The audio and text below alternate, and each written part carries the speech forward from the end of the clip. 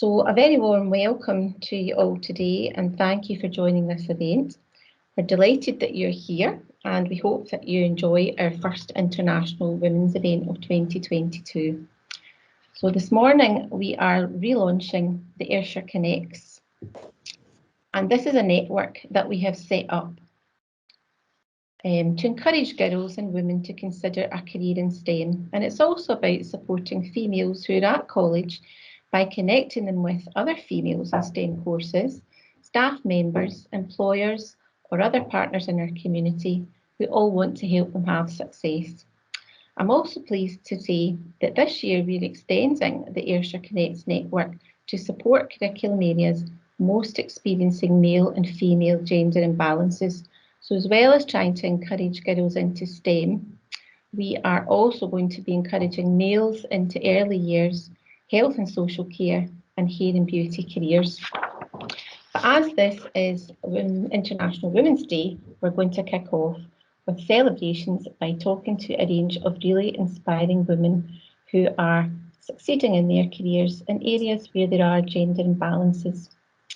And first of all, I'd like to introduce you to our first speaker, Macklin Cbe, who is the founder and executive chair of the Halo Urban Regeneration Company.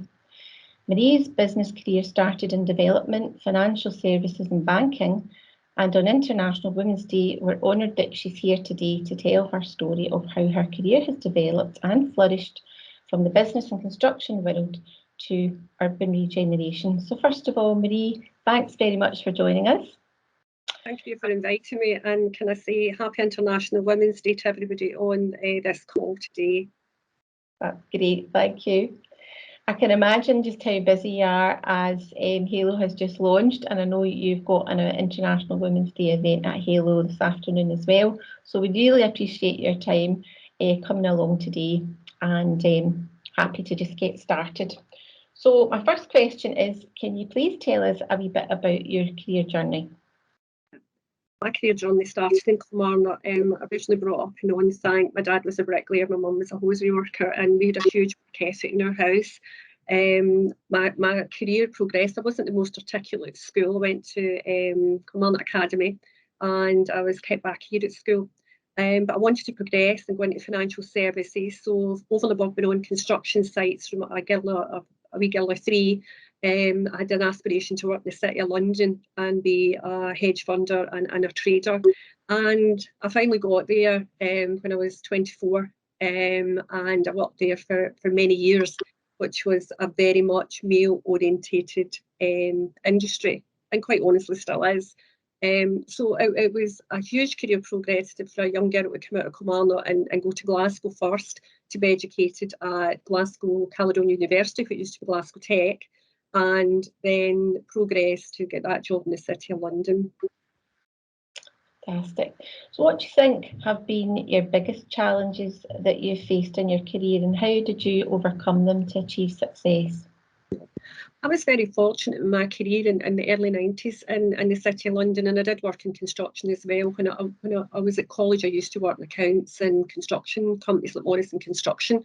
So I always used to have been working to a very male-dominated industry. But the mentors in there were men. And I think between my father and my mother and these men, and I say men because there weren't a lot of women in construction then or financial services. But the first challenge I faced in the city was the pay gap.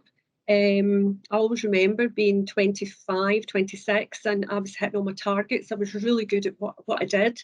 I got really quick promotion, and I then found out after I had been promoted, a chap had got promoted, and he was promoted £10,000 more than what I was actually earning, and I was getting bigger targets. So I was only young, and I remember going to an operations director and saying, "I'm leaving if I don't get the same increase." Because these are my targets, this is what I've done, and I could justify why I was worth the same as that person. And I had a huge mortgage at the time, so I couldn't afford to leave the job. But I thought I was brought up in the household that if you are valued, people should be valued, and it should be the same at work. And I got the increase, and that was the start of me noticing really how different it was and the pay structures, and that there was a very much us and them. And it wasn't the men's fault round about me, it was a system. And that system, quite honestly, is still there today. So growing up in Kilmarnock and seeing deprivation across Ayrshire, how did this affect you personally, and how did it drive you on in your career? It affected me really personally. Kilmarnock was a great town in the 70s, and it's still a great town and now, as is Ayrshire. And most of my family worked in the factories of Kilmarnock. So I grew up in a town that was built by the men and women of greatness and great entrepreneurs like Johnny Walker Whisky, Stoddart Carpets, amongst other, Andrew Bartlett railway locomotives. So being a kid and seeing the deprivation, I noticed it really a lot when I used to go to Aberdeen. We used to go caravan holidays to Aberdeen. So I started caravan in the 70s, and you could see the wells coming through and the Americans being there in the oil sector. And you would come back home to factories being shut here. And at that stage, that's when I decided I needed to go and be educated out with the town. So rather than stay on and do my hires, I came out, Kilmarnock Academy was a great school. I went to Glasgow because I loved the city lights, I loved the culture, and I loved music. And I went there and did an ONC, HNC, and then did a degree. And always felt that someday I would come back. And I progressed my career in London and all over in New York. And I came back here in 2004 and bought the family business, which my father had started in 1988 in Kilmarnock, which was a construction business. And when I bought that business, it was about urban regeneration. How can we let these old buildings die, and how can we let the people no sing again? Because we've got great people here.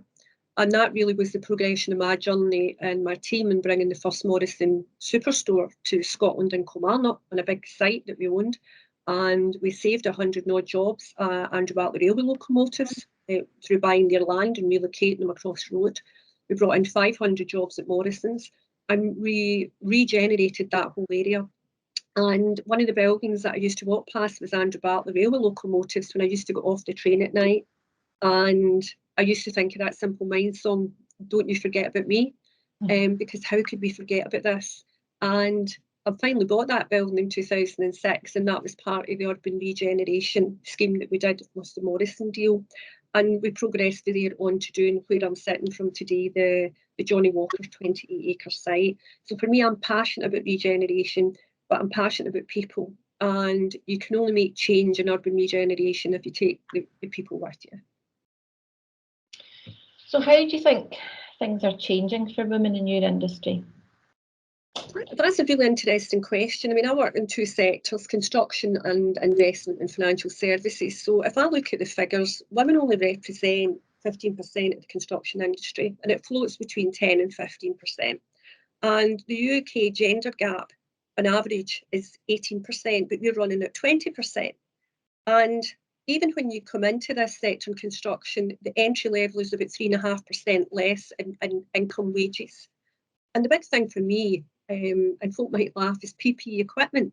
How can we attract young women into a sector when the PPE equipment is still predominantly made for men? Now, I like a good pair of rigger boots, but I like a pair of colour heels as well. So something needs to change. And we need to look at why are only 16% of girls going into higher education and computing sciences, etc. That's very useful in our sector. So, the figures have been there, and we talk about it every year, and we talk about 50-50. But there is great organisations out there that I'm involved with, Women in Construction and Women in Property Association, full of engineers, surveyors, doing their bit to progress young women in their careers. And a lot of the men that I work with in construction and our consultants are great mentors for a lot of the young women coming through, and established women, and vice versa. So for me, local employers like Ashley Construction, Dave Smith, and his chairman at Air United, Dave and I had a conversation last year, and it was along the lines that, what do I do to attract women into construction? Because I advertise it, I want women to come in, but I just don't get the applicants. And we see the same. Morrison Construction we employed as a main contractor here at Halo. And we were adamant we wanted it fairly, scored in relation to community benefits and employability. And we were very fortunate Morrison's had got applicants and put young women on this site, site agents, etc. So we're all doing a bit, but I think it starts in schools, it starts in the home, but we all don't have maybe that roundabout us at home. But we just really need to try and work more together and really mentor young women. Absolutely agree, yes. So as an employer, what are you and the team at Halo doing to break the bias? Yeah. Again, at Halo, the Halo concept is a 20-acre former Johnny Walker site. And when I took control of this site, which has been a 13-year journey, and I'm sitting in front of the building, I'm sitting in the building, that's a picture of it at the back that we just opened last week. And in that 13-year journey, it was for me about, I can't bring back bottling jobs, but what I can do is work with our team to deliver digital, cyber and innovation type jobs and higher value jobs that's open to all of the genders. But in particular, we have up here at Halo Rock Me floor that I'm sitting on 110 new businesses moving in here that will be part of the Halo Rock Me Club, where we will have special events. We've got a huge event going on today. We're launching today our first International Women's Business event. We've got the Cabinet Secretary, Kate Forbes, coming on to that event. So it's about us highlighting to the rest of the world what great work our young women are doing, especially at Ayrshire College and at the schools, and then some of the companies that are coming in here. So we've got a huge emphasis on driving forward young women in business, and we'll also be setting up the Halo Fund investment fund, which will be an overall fund, but we'll have challenges in there to attract, when we talk about challenges, prizes and prize money and mentors for women in particular. Well, that's brilliant. That's good to know, because we have Laureen on the call today, who is from Bridge to Business, and she's our enterprise executive. So it's great. It'll be great for Laureen to make the connection to Halo and all that you can do to help young people in enterprise. However, female entrepreneurs are still in the minority when it comes to business founders. What do you think can be done to change this? Again, that's a very much current topic. When you look at there's a great organisation, Women Enterprise Scotland, and when you look at some of the figures coming out of their surveys, there's about 8.8 billion contribution from women-owned businesses to Scotland, and over 231,000 people employed from predominantly owned women's businesses. But we still face that in startups. Women face 53% less of capital getting into these businesses. Why is this? And I invest personally through my other company, Macklin Enterprise Partnerships. And one of the companies we invested in many years ago was a Pointed online booking system, with the chief executive, a young woman in her 30s, and it just goes from success to success. And where Leah got it right was she took on a mixed board of non-execs, and she predominantly badgered me to death to be a mentor when I had loads of other people I was mentoring. And I mentored Leah for a long time. I sat on her board as a non-exec, and I think it's that tenacity. We have to give confidence to our young women that they can do this and they will get assistance, because there's plenty of great organisations out there willing to assist, and individuals. That's brilliant. Thank you for that. And my last question for you just at the moment is, what does International Women's Day mean to you? I think for me, International Women's Day is about us all coming together and celebrating the successes and achievement that this woman has made. And that is from a social, economic, cultural and political background. And I think for me personally, I talk about creating a new tomorrow's world. For me, it's about putting our women, and in particular our young women, front and central to progression in order to create that new tomorrow's world for our children's children. Fantastic. Thank you so much, Marie. What a fascinating career that you've had, and we really enjoyed hearing about some of that today, and we wish you continued success. We're all looking forward to seeing how Halo flourishes under your leadership and through your partnership working. And I know that some of us will be involved with exciting future opportunities that Halo will bring to Kilmarnock and to Ayrshire. So thank you very much just now. Well, if we've got time for some questions, we'll do that at the end, but I'd like to introduce our next speaker now, Mia Burley. And Dr. Mia Burley is currently a lecturer at UWS in the Division of Sport and Exercise at the School of Health and Life Sciences. And we're delighted to say that Mia started her career right here at Ayrshire College. She achieved an HND in Sport and Exercise Science, a career start which has enabled her to really reach her full potential. So, Mia, welcome. Thank you. Thank you, Sheila. That's good. We couldn't be prouder of you, Mia, and all the success that you've had since leaving Ayrshire College. And we're really, really glad that you chose us to start your career with. And we're looking forward to hearing about your presentation this morning.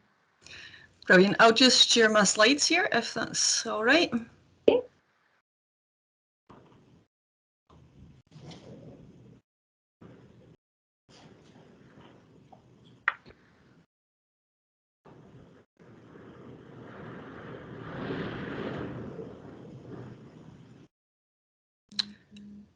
Okie dokie, hopefully you can all see that now.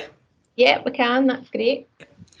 Okay, thank you for the wonderful introduction, and I'd just like to say that I'm really happy to be here and to be sharing my experiences as an early career researcher on International Women's Day. So I'll start off by talking you through my journey, and you can see that the pathway is a bit wiggly, and there's various reasons for that.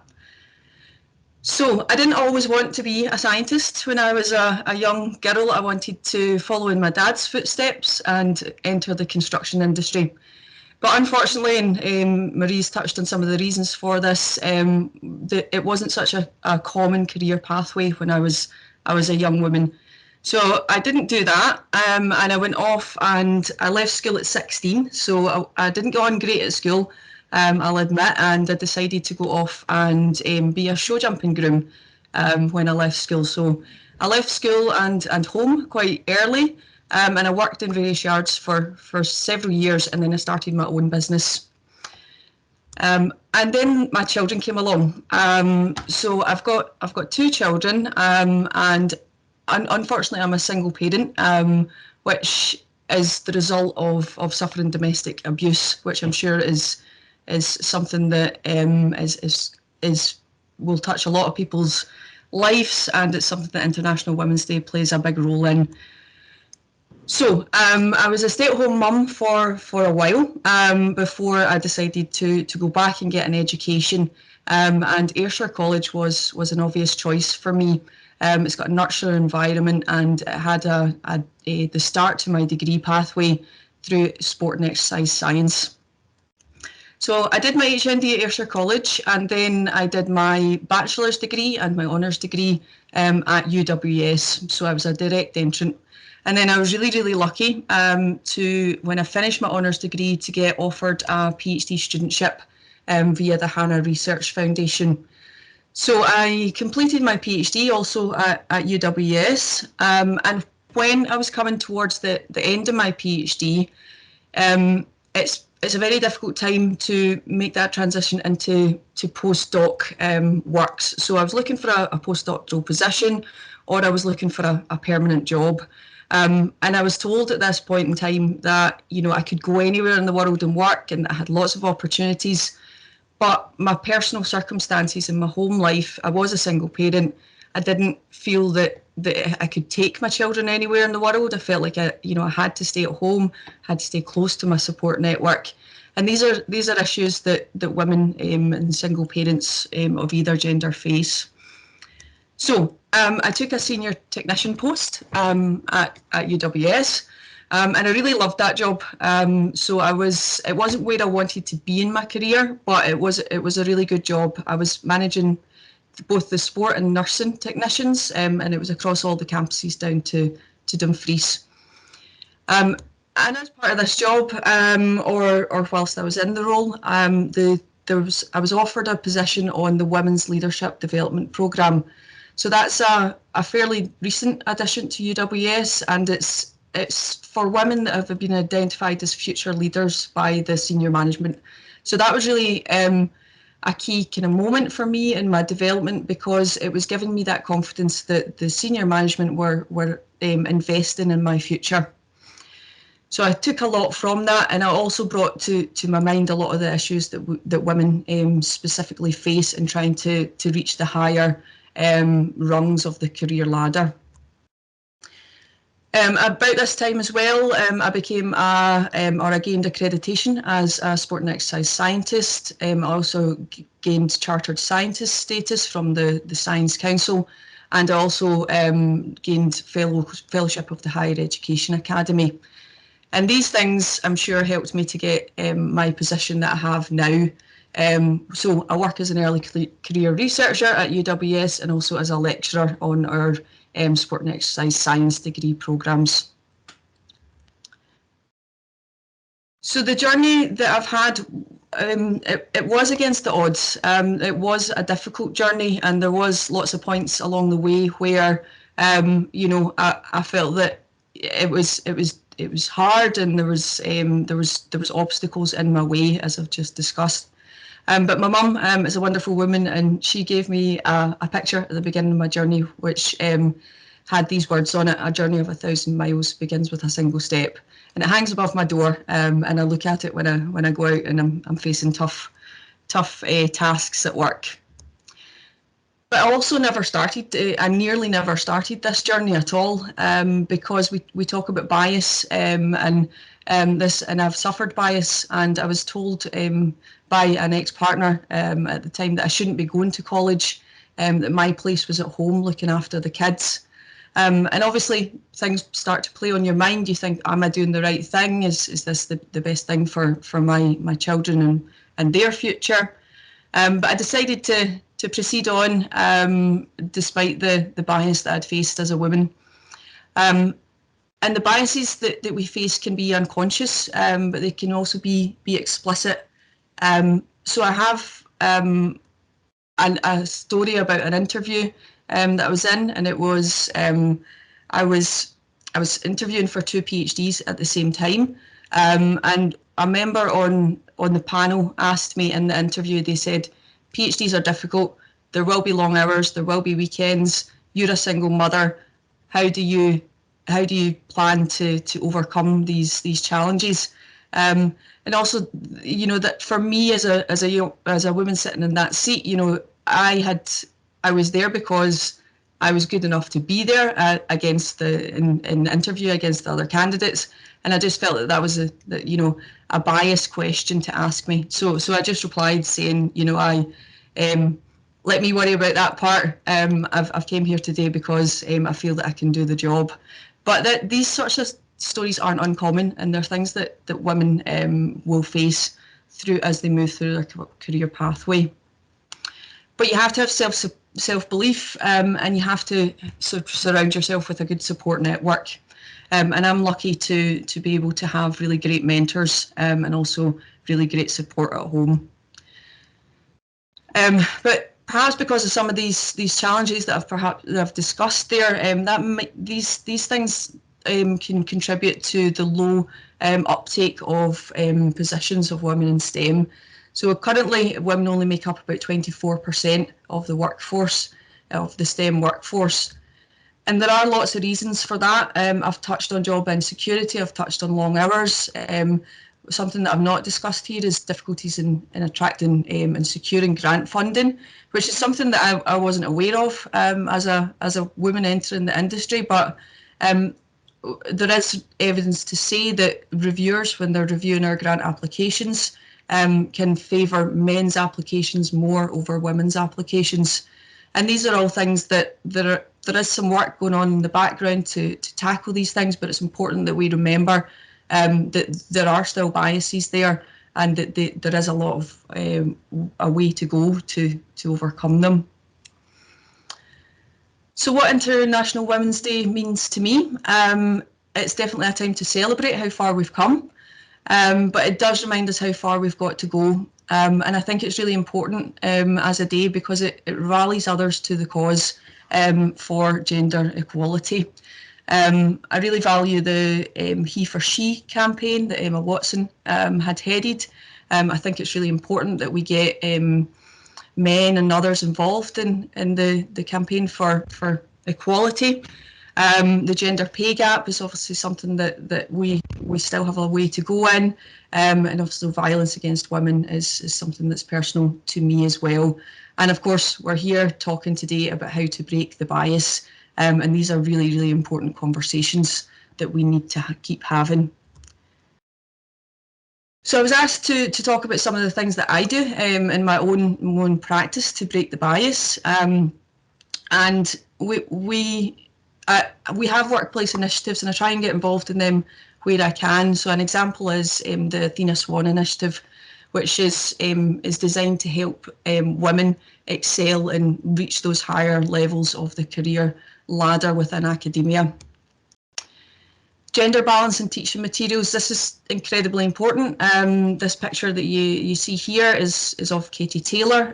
She's a wonderful athlete. Obviously, I'm creating materials all the time, and I want my students to feel that the female athlete is as important as the male athlete. They don't always get as much coverage on TV and things like that. And also using pictures that help the females on my course see themselves in the position that they will eventually be in when they graduate. I also share my background when I have the opportunity. I think it's really important to talk about issues that we've faced and to get that collective motivation for people to move forward, or women to move forward together. I'm also a STEM ambassador, so we talked about, or Marie talked about earlier, how it's important to have young children exposed to women in different careers. So I go into schools or sports clubs and things like that, and it's important for children to see a woman in the position that they might like to pursue. And also mentoring. So I'm a mentor on the UWS mentorship programme, but also take on informal mentoring roles when the opportunity arises. I also want to talk to you today about a different type of bias, which is you've maybe not thought about as much, but I'm doing some work to tackle gender bias in health research. And what I mean by that is that women are not as well represented in clinical trials as males are. So until 1993, where the Health Revitalisation Act was passed, women were excluded from participating in clinical trials. So that meant that all the data that we had was built on male physiology. So this is an issue, and it's a continuing issue. And in 2016, the National Institutes of Health mandated sex was included as a biological variable in studies that they fund. And researchers have to justify why they don't include women if they're not going to include them. But the National Institute of Health don't fund all studies. There is a lot of work going on, and it is difficult to include women, or more difficult to include women in physiology research because we have interactions with the menstrual cycle and things like that do affect the results. But it is possible, and it's something that we need to do because we're facing an extrapolation crisis with the health data that we have. And that is because the differences between men and women go beyond basic anatomy. It used to be thought that whatever we tested on a man could just be extrapolated and applied to a woman. But we know that that's not the case. And we know that women have different symptoms, for instance, in certain disease states. And that may mean that if they go to their GP and say the GP might misdiagnose something because a woman isn't presenting with the same classic textbook symptoms that a male would. We also have different metabolism, and we also have different responses to training. So all of these things, and the fact that we are missing decades of data has led to health inequalities for women. So some of the things that I'm doing in my own research to tackle this, I'm part of an initiative at UWS where we are gathering data alongside Celtic Women's Football Club. So we're looking at the changes to the female heart. in a longitudinal study design. So we're going to follow these women football players over a period of 3 years and compare them to healthy controls, because we don't know what happens to a female's heart as well as we do in terms of males with training response. My first area of research is into the oral microbiome, so I'm striving to include females in the ongoing research studies that we have where possible. I'm also seeking grant funding to study host microbiome interactions in women across their life course. So if anyone in the audience today is wanting to fund a clinical trial, then you can come and find me. And if you want to find out more about this particular topic, the Society for Women's Health Research is a fantastic resource to go and look at. So I just want you to meet some of the team. So I'm very lucky to have my own postgrad students now. So I have a picture of Annabelle Simpson here first. So she's my current PhD student. Annabelle's actually a dentist, and she's also an elite runner. She just posted a very quick time for a 5K at the weekend there, roughly about 15 minutes, which is great. And she's investigating the effects of exercise training on the oral microbiome. And then we've got Andrea Danelli, who is an Italian student who's came over from Italy to do his MRes with me. So Andrea's researching the effects of nitrate on oral health parameters. And then I've got some pictures of my mentors, past and present here. So Professor Chris Easton is our head of division at UWS for sport, and Professor Fiona Enriquez. Fiona and Chris were previously my PhD supervisors, but they have stayed on as mentors for me, and they're great advocates for me, and they really have encouraged me and gave me that confidence to know that I can go to as far as I want to with my career, I'm very appreciative of their help. And Colin Wilson, so he's your very own at Ayrshire College. Colin was key. He was there at the start of my journey. He was my programme leader back when I was doing my HND. And Colin was just a wonderful lecturer and a wonderful mentor. And he really encouraged me to see the potential that I had. And he also gave me my first steps into a research career. So I was asked by Sheila and Hayley today to think of some words that I would say to myself if I had the opportunity to speak to myself as a young woman. So I'd just say reject the stereotype and be who and what you want to be. So thank you for listening. I will leave it to Sheila whether we've got time for any questions or whether we're doing them at the end. But of course you can contact me. My Twitter handle is there, and my email is there as well. So if anyone wants to get in touch afterwards, that is fine. Thank you, Mia. That was brilliant. I really loved the bit about all your mentors. I've never seen anybody do that before. It's just amazing. I loved it, and love to see Colin in there too. That was great. What an inspiring role model you are, and not just to other sports students, but to anyone who's using the college, as a springboard to progress to university, and showing us how your passion, your determination, your hard work, your self-belief, and your support network have helped you achieve your dreams. We really wish you every success in your future career, and please do keep in touch with us so that we can follow that success, because I think you've got a fascinating career. If you don't mind, I would like to leave the questions just to the end, just so that we're not rushing Ailey, and we've got plenty of time for all our speakers this morning. So finally, our other guest today is Ailey McInnes, who is a second-year apprentice at GE Caledonian. Ailey studied a foundation apprenticeship course with Ayrshire College as part of her school college timetable. And during this time, Ailey enjoyed a 2-week work placement experience with GE Caledonian. And after that, she applied for a modern apprenticeship with the organisation. And she's now one of 7 female apprentices at GE Caledonian, which is great. So Ailey, we are thrilled that you can join us today. Welcome. Thank you for having me. And I really appreciate that. It must be quite daunting to follow the doctors, Maria and Mia, who are much further on in their career than you are. But, you know, you represent the future talent in aero engineering. And even though you're still a teenager, we also need people like you to inspire primary and secondary school girls into the STEM sector. So we are really very interested to hear about your work-based learning experience and what it's entailed so far, and to hear all about your hopes and dreams for the future.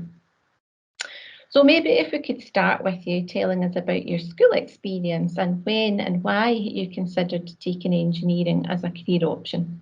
Yeah, well, really started about quite a young age, so about 13, 14.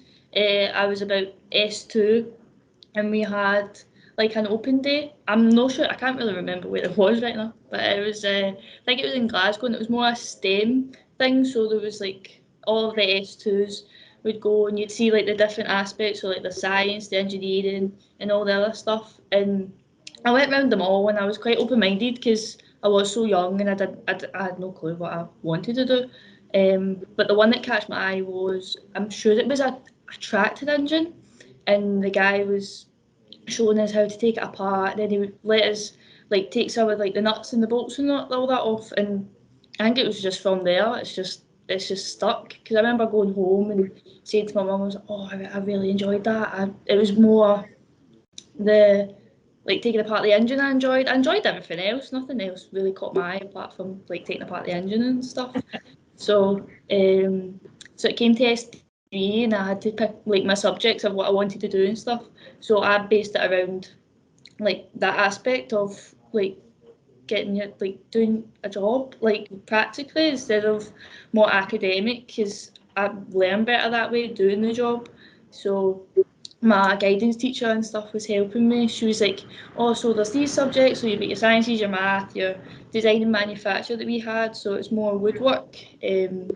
So I picked them in your physics. So yeah, and then it was actually my guidance teacher that said to me, oh, what about a foundation? Also, I wasn't young, I wasn't at age to apply. She was like, maybe that's something to do in the future if you're not wanting to go like the university route. So I did all my stuff in S3, did pick the same subjects for S4 to do my exams and stuff.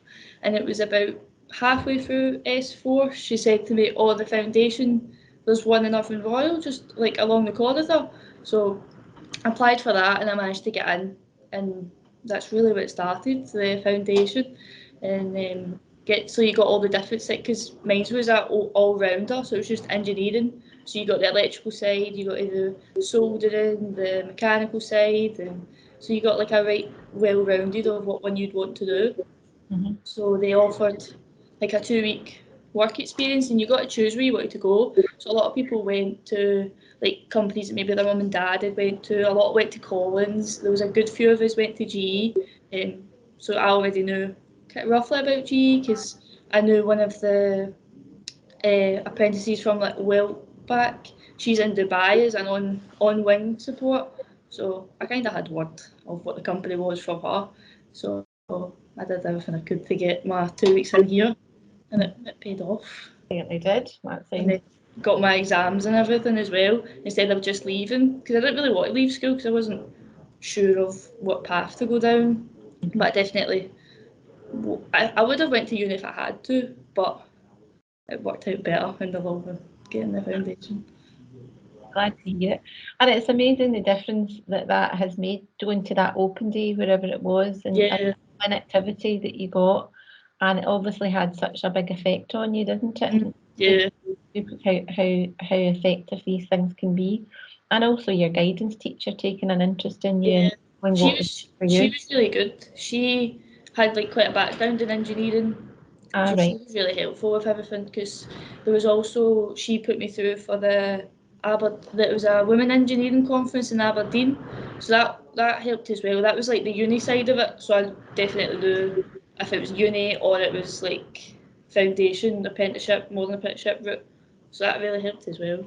Good. Okay, so far then, what have you enjoyed learning in terms of engineering skills? What's surprised you, and what skills have you learned already? I know you're just at the start of your career, but what can you do? I've enjoyed just being in the industry, getting a good hands-on experience, and the sections I've been in so far, I've learned quite a lot of how each section each section is vital to the process. So even the supporting roles are really vital, whereas the engine build as well, everything all comes together. But I've enjoyed everything so far. Can't say there's not anything I haven't. Just being in the job, it's happy enough. I can imagine it'd be so different from being at school, just getting into a place. Yeah. So what's it like to work at GE? For example, have when Mia was talking, she was talking about mentors and role models and things like that. Do you have people like that help you get motivated and look after you and support you?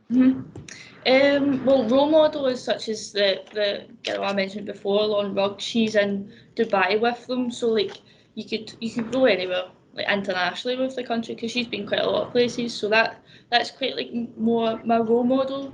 But just working at GE's, I don't know how to explain it. It's more just, I don't know, it's just the industry I'd like to be in. It's just not get the same job every day. There's always something different. You're always kept on your toes, and as it's always a male-dominated job as well, you don't feel excluded being a female, if that makes sense. You feel like you're one of them all. So it feels quite easy. normal.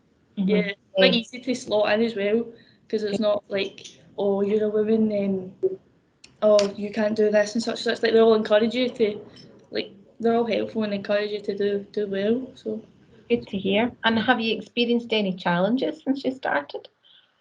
I wouldn't say any challenges as such. I thought a challenge at first would be how to settle in, because it is a big industry. It's a big successful company, and I was only Ailey from a Dawson. There's quite daunting, but I wouldn't say there's any challenges as such. No, I've enjoyed my time so far. Been about 8 months in full time, so I enjoyed it. Great. Okay. So, for the benefit of any young girls that are watching, from school and are considering their career options just now, what do you think has been the main benefit of this kind of work-based qualification that you're doing, of getting an apprenticeship? Why is that a good route? It's more you're not learning the job through a textbook as such, so you've got that life experience as well. You could go to uni and you learn the job, and you'll only know it through a textbook. You won't know if there's any problems of how to fix it. You might know them if you'd studied the textbook, but you don't get the life experience of it, if that makes sense. So me personally, I learn better practically. It doesn't really sink in as such through a textbook. That's how I wanted the apprenticeship route, because it would work better for me. But I would say it's more the life experience you get through the job. And then if you go to uni later on, you might have an advantage over your classmates, because you've had that practical experience. So I would say that. Yeah, that's true. That's a very good point. So what are your career aspirations for later on then? Have you had a chance to think about that? I would say the now is finishing my apprenticeship and keeping a high standard to the work, to get offered the full-time position at the end. But out with the apprenticeship, I'd like to progress through the company as well, whether it's taking opportunities to go overseas like the girl I know, or even just progress in the company and just work your way up as such and just enjoy it. Sounds good. And final sort of we get a group of questions here. What does International Women's Day mean to you? Why do you think it's important to celebrate successful women and break the bias? More because a lot, many years ago, my auntie works in Ada nursing, and when she first started, she was the only woman in the whole place that was on the shop floor. So it's more trying to how everyone, there's not as much oh, you're in a male-dominated job. It's more making everyone come together and just celebrate everyone, because it wasn't like that years ago. Like, not everyone could have been in the position we are now. So I would say more just celebrating everyone and like coming together. Absolutely. What opportunities we've now been able to achieve. Great. Listen, thank you, Ailey. That was amazing. Thank you. Loved hearing from you. You really are a rising star within GE, and I think you represent the female talent pipeline that is burgeoning in this company, and who are supporting you all to work towards the next generation of future female leaders. So good luck with your apprenticeship. I'm pretty sure this is not going to be the last time that we hear from you. I think we're going to be keeping in touch, and I hope that we can indeed hook up with you and follow your success. It's 12:17. We do indeed have time for some questions. If anybody would like to ask anything, if you want to just put your hand up. I wondered actually if I did see one from Sarah. I saw, thanks Marie, lots of excellent points made about gender equality, and love the passion that you have for Kilmarnock and Ayrshire as a whole in terms of inclusive growth and wealth. Thanks, Sarah, for that comment. And one from Alistair Herring, great to hear the course has worked out well for you and you got into GE Caledonian. Lorraine Baird, thank you so much to the speakers. I'm feeling really inspired and empowered by your words. This Ayrshire girl can, and break the bias. Fantastic. Somebody's got their hand up. Unfortunately, I can't see who it is. So do you want to just shout out your question? It's me, Sheila. It's Alistair. Aye. How are you doing? It's really the question for Ailey is our experience at the college is if we get young women into engineering courses, they do really well. They then go on to get jobs. Companies like having, women in engineering, and I think your experience is a positive one, and I think that's what most companies are like now, hopefully.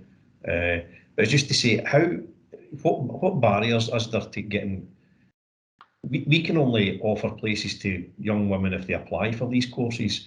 So how would we overcome barriers to getting women to apply for these courses? It's more like for Ailey there, I would say. I think with her recent experience. Have you any tips for us? Because we try engaging with schools, we do all this stuff, and it's we're still not getting applicants through. But as I say, when girls and young women are applying for these courses, they do tend to be successful and get jobs. So obviously we'd like to widen the pool of people that are applying. Maybe for me it was mostly that the open day up in second year that showed the job for me. I think it's more just trying to show like the female role models of what they can have. So like that lawn rug that's in Dubai was like a big one for me, because I was like, oh, you can go places with it as well. So I think it'd be more just showing people how you can, because it's all in like showing the job, but show like as an example of the job, if that makes sense. Because I would have liked that.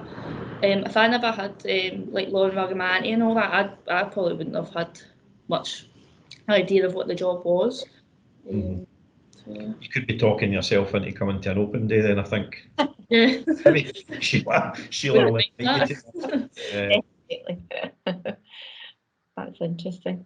Thanks, Alistair. Has anybody else got a question you would like to ask any of the speakers? So I wanted to ask you, Mia, something. You mentioned that when you were at college, you found it to be a nurturing environment. What did you mean by that? Yes, so part of my journey, as I'd mentioned, was I left school at 16. I had some standard grades, but they weren't great, no hires. So yeah, it's widening participation, having that ability to enter in the college environment and then see where you're going to go. Because as well, for me as a mum, and that was a big decision to take, had a lot of other considerations. So it's having that exit route as well after the HND. And what I really, really liked about the college pathway, we talked about, Hayley talked about practical experience there. The college pathway, I felt, had prepared me really well, because when I went to the third year of the degree programme, a lot of the students in the university pathway hadn't had the same practical experiences that I'd been afforded at college. So, you know, I'd picked up tickets for things like gym instructor, we'd started body massage. These are industry ready qualifications that I had picked up through my college journey that other people didn't have. So yeah, that sort of thing, and obviously just the nurturing part of it is getting you ready, you know, making you believe that you can go off and do that, you can be work ready. So I think that's the really important thing that college can offer. Great, that's brilliant. Okay, well, if there's no more questions, I'd like to thank Marie and Mia and Ailey today for championing gender equality, for helping us to celebrate International Women's Day. And I know that I've been really inspired by what you've all said today. I know everybody on this call will. And as we're recording it, we're going to be able to show an awful lot more people on our YouTube channel, you know, and share your success a lot wider. And I certainly know that you will all make a difference to breaking gender bias. So thank you very much for coming along today. It's been great to see you. If you're watching this video today, if you've enjoyed the event and you'd like to join our Ayrshire College network, then please email marketing@ayrshire.ac.uk, or you can pop your email address into the chat box today, and we'll contact you about organising future events and activities and how you can get involved in our network. But thanks everybody for coming. I hope you've enjoyed our first event of International Women's Day, and goodbye.